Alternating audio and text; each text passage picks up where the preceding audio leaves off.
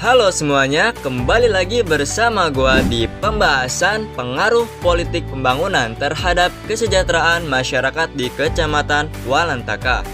Pada video kali ini, kita akan membahas teori politik pembangunan, konsep dasar, dan bagaimana teori ini diterapkan dalam dunia nyata. Teori politik pembangunan adalah bidang yang sangat penting dalam ilmu politik dan ekonomi. Ini membantu kita memahami bagaimana negara-negara berkembang dapat mencapai kemajuan ekonomi dan sosial. Teori politik pembangunan fokus pada bagaimana politik dan kebijakan mempengaruhi proses pembangunan ekonomi dan sosial. Ini melibatkan analisis bagaimana pemerintah dan lembaga politik mempengaruhi pembangunan nasional. Ada beberapa komponen kunci dalam teori ini, termasuk peran negara, kebijakan ekonomi, dan hubungan antara politik dan pembangunan. Ada beberapa teori utama dalam politik pembangunan yang menggambarkan beragam perspektif mengenai proses ini. Yang pertama, teori modernisasi.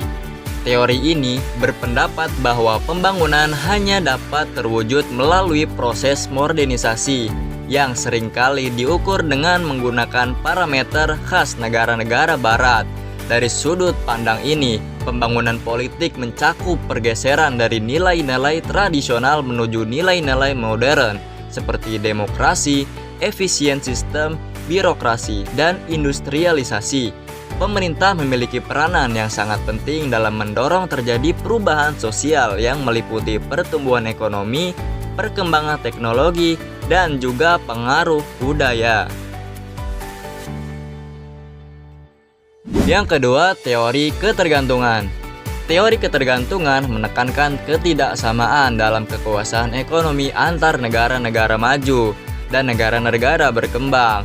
Teori ini menyatakan bahwa pembangunan negara-negara berkembang seringkali terhambat oleh eksploitasi ekonomi dan politik yang dilakukan oleh negara-negara maju, sehingga mengkritik modernisasi.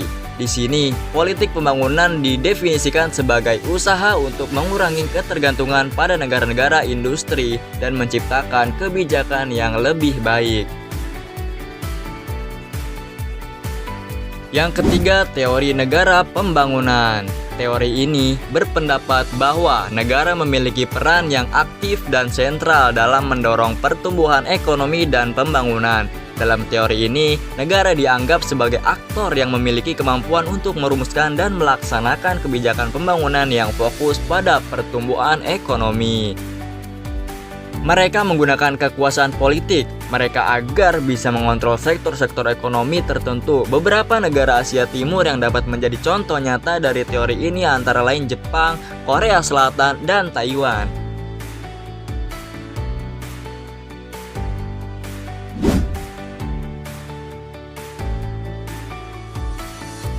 Yang keempat, ada teori pembangunan berkelanjutan. Teori ini menekankan bahwa pembangunan politik dan ekonomi harus memperhatikan faktor-faktor lingkungan serta keberlanjutan jangka panjang.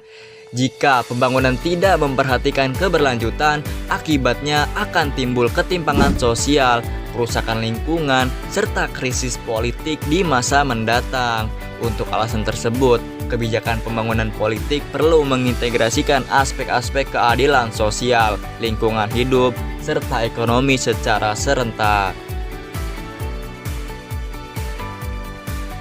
Yang terakhir, teori tata kelola. Teori ini menekankan pentingnya tata kelola yang efektif dalam proses pembangunan. Aspek-aspek yang termasuk dalam good governance adalah transparansi, akuntabilitas, partisipasi masyarakat, dan kepentingan hukum. Dalam situasi ini, politik pembangunan dipahami sebagai langkah untuk menciptakan sistem pemerintahan yang mampu menanggapi kebutuhan masyarakat lebih efektif sambil menghindari tindak korupsi dan penyalahgunaan wewenang.